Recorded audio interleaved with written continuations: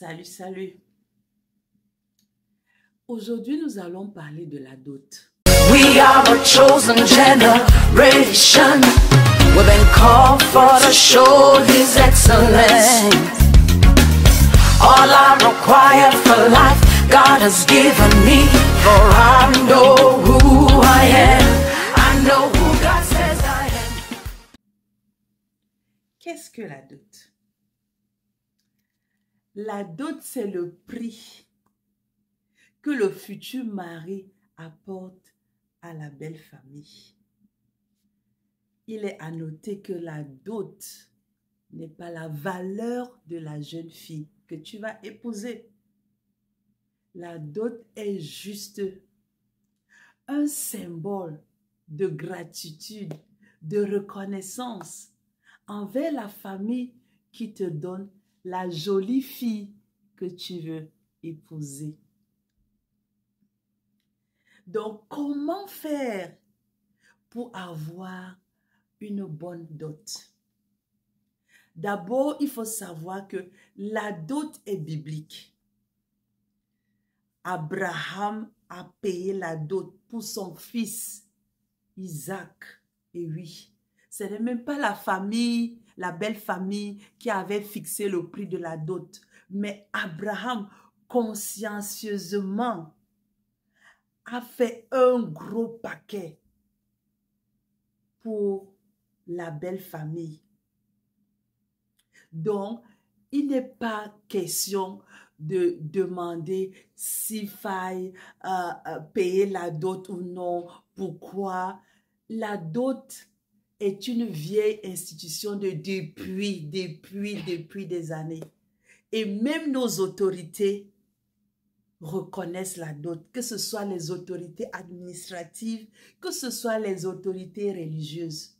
Vous ne pouvez pas aller faire le mariage administratif sans un papier de la belle famille qui disent que oui, nous avons consenti à donner notre fille.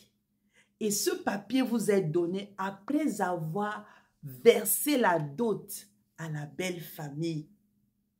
Et même à l'église, lorsque vous voulez faire le mariage religieux, même à l'église, on va vous demander, on vous exige un acte coutumier.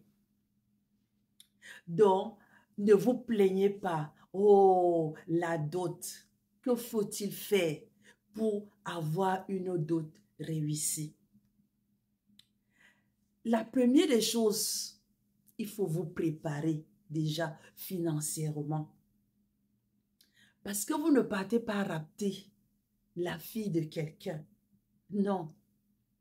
Mettez-vous à la place de cette maman ou de ce papa qui a passé tout son temps, a souffert avec sa fille, l'a envoyée à l'école, l'a éduquée. Maintenant, vous voulez la prendre pour votre épouse.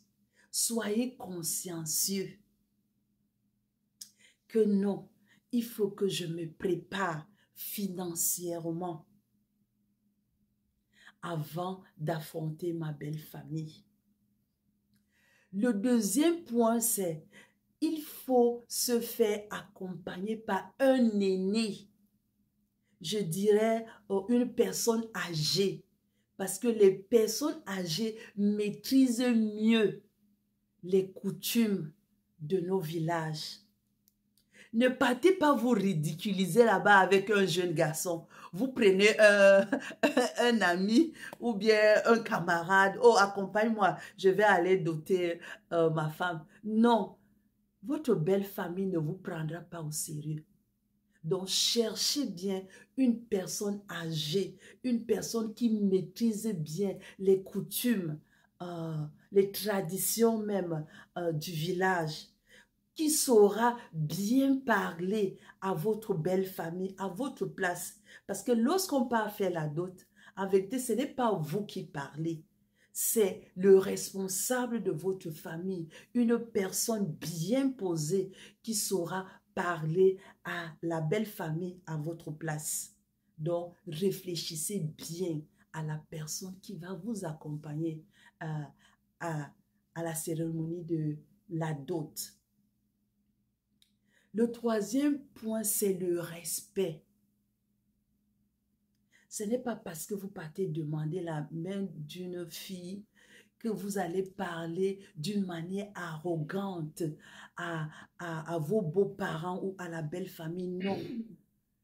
Vous allez rendre votre situation vraiment difficile. Soyez poli, soyez courtois, soyez respectueux. Sachez les us du village.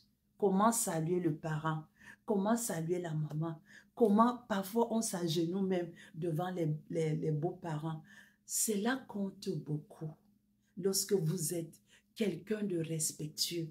Non, votre belle famille vous prendra certainement au sérieux.